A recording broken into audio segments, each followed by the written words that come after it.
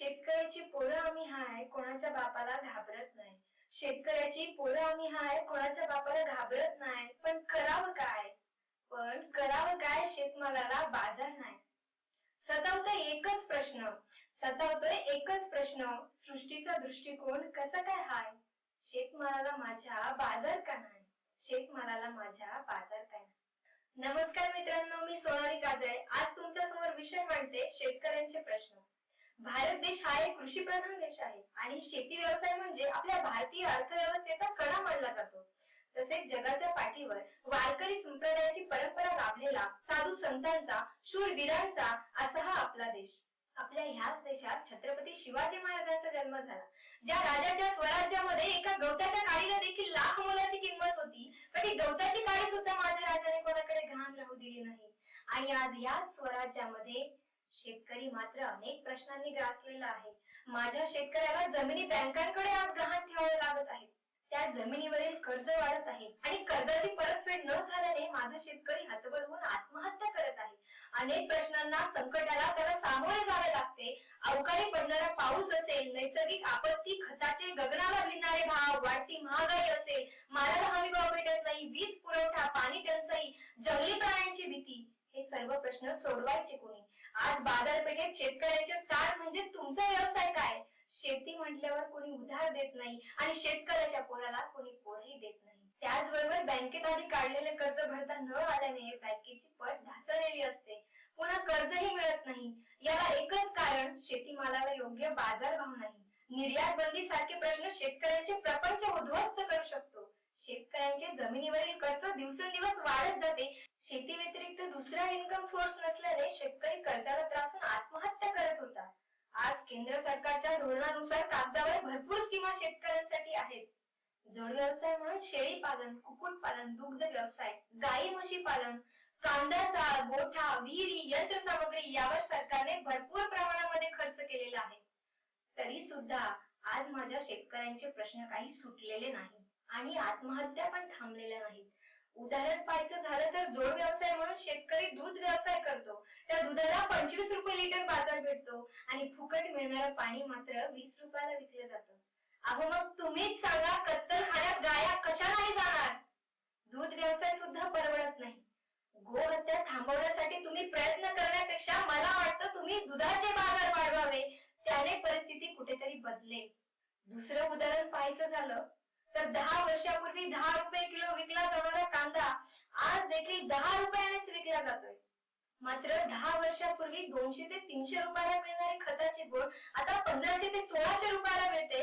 अगदी शेतात कामाला येणाऱ्या कामगारांना सुद्धा पगारामध्ये वाढ झालीये. आधी 100 रुपये द्यावे लागायचे, आता बाईला रोज 350 तर गड्याला 500 रुपये द्यावा लागतो. सगळ्यांचे बाजारभाव किमतीमध्ये वाढ होते, मात्र शेतकऱ्याच्या मालाला, शेतकऱ्याच्या कष्टाला किंमत नाही. मग तुम्हीच सांगा, ह्या शेतकऱ्याने जगायचं कसं. अनेक व्यापाऱ्यांच्या आडमुठेपणामुळे शेतकऱ्याच्या मालाला योग्य तो हमी भाव भेटत नाही. शेतकऱ्याला त्याचे उत्पादन एमएसपी पेक्षा कमी दराने विकण्यास भाग पाडले जाते, कारण त्यांना माहित आहे की योग्य वेळेत माल विकला नाही गेला तर तो खराब होणार. अक्षरशः आपल्या पोटच्या पोराप्रमाणे जपलेली पिकं माझ्या शेतकऱ्याने रस्त्यावर ढीगच्या ढीग नेमून ओतलेले आहेत. त्यांचा रस्त्यावरील हंबरडा ऐकायला सुद्धा आज वाली राहिलेलो आहे. अपुरा पाऊस, पाणी टंचाई, दुष्काळ, विजेची कमतरता अशा अनेक प्रश्नांना माझ्या शेतकऱ्याला तोंड द्यावे लागते.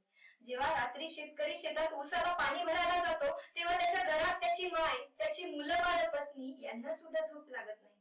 तर याचे कारण काय? तर ग्रामीण भागामध्ये बिबट्याची भीती आहे. माझ्या लेकरावर बिबट्या येऊन हल्ला तर करणार नाही ना, माझा बाप, माझा नवरा सुखरूप घरी येईल ना, असं घरच्या मनामध्ये विचार येतात. मग आता जंगली प्राण्यांपासून रक्षण हा सुद्धा एक प्रश्न शेतकऱ्यासमोर उभा आहे. आणि सध्या चर्चेत असणारा प्रश्न म्हणजे कांदा निर्यात बंदी. मला तर वाटतं ही कांदा निर्यात बंदी फक्त शेतकऱ्यांसाठीच होती का? कारण डाळिंबाच्या पेटीतून कांद्याची तस्करी तर चालू होती, म्हणजे व्यापारी मोठा झाला पाहिजे आणि शेतकरी मात्र गरीबच राहिला पाहिजे का?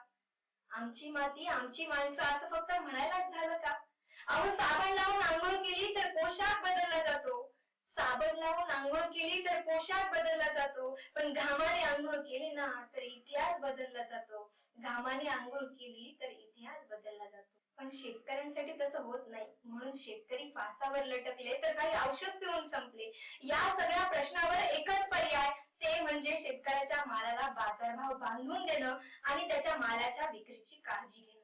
मग नको तुमची कर्जमाफी, मग नको तुमची कर्जमाफी. अहो दुचाकी काय घेऊन दाखवतील तुम्हाला चारचाकी, अहो घेऊन दाखवतील तुम्हाला चारचाकी. पोलीस सुद्धा नाकारतात शेतकऱ्यांच्या मुलाशी लग्न करायला.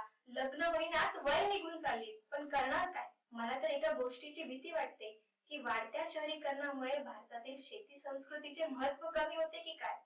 या कॉन्क्रीटच्या जगामध्ये गरम वितळलेले डांबरी रस्ते आणि गगनचुंबी इमारतींनी शेतांची जागा वेगाने घेतलेली आहे. आजकाल लोक स्वतःसाठी आणि मुलांसाठी करिअरचा पर्याय म्हणून शेतीकडे दुर्लक्ष करत आहेत. वाढत्या शहरीकरणामुळे अनेक शेतकऱ्यांनी आपल्या जमिनी विकून उदरनिर्वाह करण्याचे ठरवले आहे. जर शेतकऱ्यांचे प्रमाण कमी झाले तर भारतीय अर्थव्यवस्थेमध्ये मोठी घट होईल. देशाला अन्न टंचाई आणि चलनवाढीला सामोरे जावे लागेल.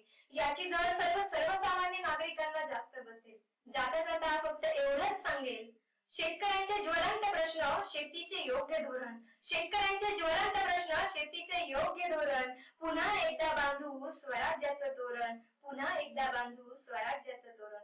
इतिहास वाचा छत्रपतींचा, शेतकऱ्यांचे कसे सोडवले त्यांनी प्रश्न. इतिहास वाचा छत्रपतींचा, शेतकऱ्यांचे कसे सोडवले त्यांनी प्रश्न. राजे तुम्ही आज नाहीच हीच मोठी खंत, राजे तुम्ही आज नाहीत हीच मोठी खंत. अहो आहे का कोणी विचारवंत, अहो आहे का कोणी विचारवंत. सोडविल का माझ्या शेतकऱ्याचे प्रश्न, सोडविल का माझ्या शेतकऱ्याचे प्रश्न. जय हिंद, जय महाराष्ट्र.